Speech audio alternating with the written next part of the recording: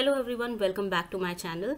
आज की ये जो व्लॉग है ये डेडिकेटेड है to all the new mothers who are in their postpartum stage, that is the first 3 months after you have just delivered a baby.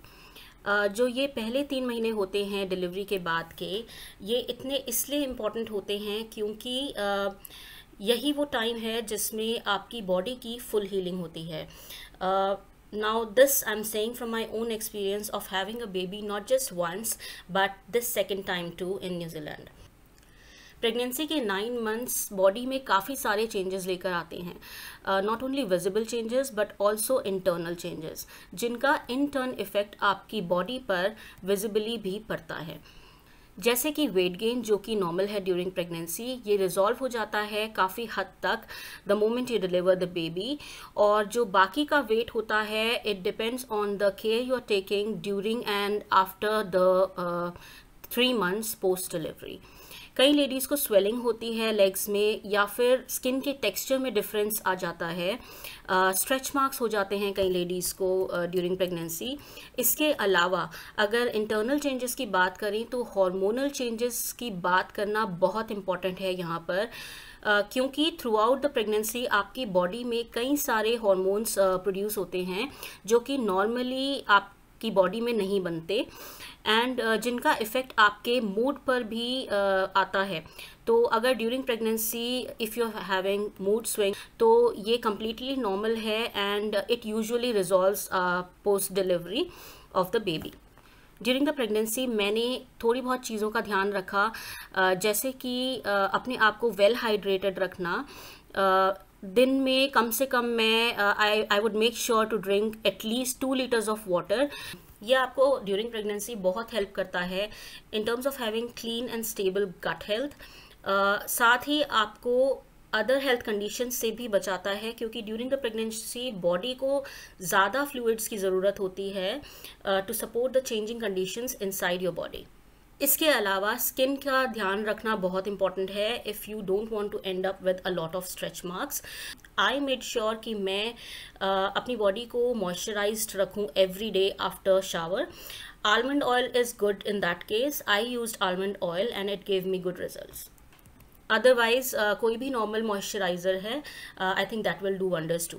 Diet में fruits, nuts, healthy fats and fresh vegetables मैंने लिए थे।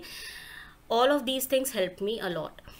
अभी मैं अपनी postpartum stage को enjoy कर रही हूँ। I have had a baby girl few weeks ago, और मुझे लगा कि मुझे आपके साथ अपना एक्सपीरियंस पोस्ट डिलीवरी शेयर करना चाहिए और मैं क्या कर रही हूँ to get better in my pre pregnancy stage. मुझे बेबी होने के 48 आवर्स के बाद हॉस्पिटल से डिस्चार्ज मिल गया था।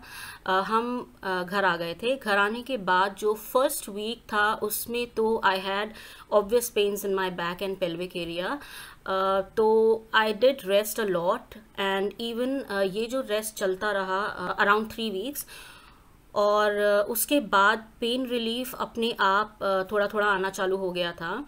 पेन किलर्स मुझे डॉक्टर्स ने प्रिस्क्राइब किए थे to ease the pain, but मैंने अवॉइड ही करे। मैंने मुश्किल से 2 या 3 बार लिया होगा pain killers, otherwise I completely avoided taking any of the pain killers. First week complete हुआ और मुझे घर में बैठे बैठे अजीब सा लगने लगा, maybe I was a little homesick. तो so we decided to go out and take a short trip to our nearest shopping site. जहाँ हम गए थे वो छोटा सा काइंड ऑफ मॉल एरिया है। There are a few shops and restaurants around, तो including K mart and some restaurants. तो हम के मार्ट गए थे फॉर द शॉपिंग। थोड़ा घूमे फिरे और वापस आ गए। आउटिंग अच्छी हो गई थी। आते हुए रास्ते में हमने ध्रुव को पिकअप कर लिया था स्कूल से। अच्छा, यहाँ एक बात और कर लेते हैं। नॉर्मली इंडिया में बेबी होने के 1-1.5 महीने के बेबी होने के बाद 1-1.5 महीने तक बोलते हैं बाहर ना निकलने को न्यू मदर को। ऐसा कहा जाता है कि ठंड पकड़ लेती है, या everybody has their own ways. हर किसी का अपना अपना सोचना होता है। जब मैं इंडिया में थी अपने फर्स्ट बेबी के टाइम पर तो मैंने भी ऐसा ही किया था, बट यहाँ पर यूर ऑन योर ओन, तो थोड़ा ज़्यादा नहीं रुका जाता। So we went out. I personally think it is a good idea to go out अगर आपका मन कर रहा है तो। बाहर निकल के अच्छा ही लगता है। और अगर आपका मन फ्रेश है, आप अगर फ्रेश फील कर रहे हो and you are feeling good from inside, तो हेल्थ भी इम्प्रूव होती है। अच्छा, यहाँ बेल्ट की बात कर लेते हैं। इसके अलावा मैंने ड्यूरिंग प्रेगनेंसी क्या किया था, मैंने ऑनलाइन बेल्ट ऑर्डर कर ली थी, टमी टकर जिसे कहते हैं, ऑर्डर कर लिया था अपने लिए। तो from the first day after having the baby I started wearing that belt since day 1, जिसका इफ़ेक्ट मुझे 3 वीक्स के अंदर ही काफ़ी अच्छा आ गया था। मेरी टमी काफ़ी हद तक अंदर हो गई थी। मुझे बेल्ट से एक बेनिफिट और मिला थी। घर के छोटे मोटे कामों में मुझे बेल्ट से काफ़ी हेल्प मिली थी। स्टार्टिंग में खड़े होने में प्रॉब्लम होती है क्योंकि आपका पेल्विक एरिया वीक होता है। जब वो बेल्ट लगा ली थी मैंने, तो उसके बाद मुझे खड़े होने में या छोटे मोटे घर के काम करने में कोई दिक्कत नहीं आई। बेल्ट जो मैंने ऑर्डर करी थी वो प्लेन कॉटन की है। It's like cotton cloth wrapped around your waist, but it is in a proper belt design and easy to wear. मुझे जो दूसरी मटेरियल की बेल्ट्स होती हैं वो उनमें सोचकर ही कंफर्ट नहीं आ रहा था, क्योंकि मुझे लगा उनका जो मटेरियल होता है वो स्टिफ होता है थोड़ा सा, एंड अगर पूरे दिन पहनने की बात सोची जाए ऐसी बेल्ट को, तो मुझे ऐसा लगा कि वो कंफर्टेबल नहीं रहेगा। So I decided to go for a cotton made belt, जो कि वेयर आई वॉज राइट। पूरे दिन उसको पहनने में मुझे कोई दिक्कत नहीं होती थी और कंफर्टेबल फील होता था। इसके अलावा खाने में मैंने घर पर ही पहले से गोंद के लड्डू बनाकर रखे हुए थे, जो मैंने बेबी होने के बाद करीब 1 महीने तक खाए हैं। ये जो लड्डू होते हैं ये यूट्रस को श्रिंक होने में और कमर में जो पेन होता है आफ्टर डिलीवरी उसमें रिलीफ देने में बहुत हेल्प करते हैं। तो ये लड्डू मैंने खुद ही बना लिए थे घर पे ड्यूरिंग द प्रेगनेंसी, और उसके बाद मैंने 1 महीने तक ये लड्डू खाए थे। जो नॉर्मल खाना होता है घर का, खाने में मैंने जो फूड था इमीडिएटली आफ्टर डिलीवरी मैंने सॉफ्ट फूड रखा था अपने लिए, और इवन उसके बाद भी मैंने जो थोड़ा थोड़ा खाना चालू किया उसमें ऑयल्स कम रखे और स्पाइसेस बहुत कम रखी, मिर्च तो डाली ही नहीं। पानी में मैंने नॉर्मल पानी नहीं पिया।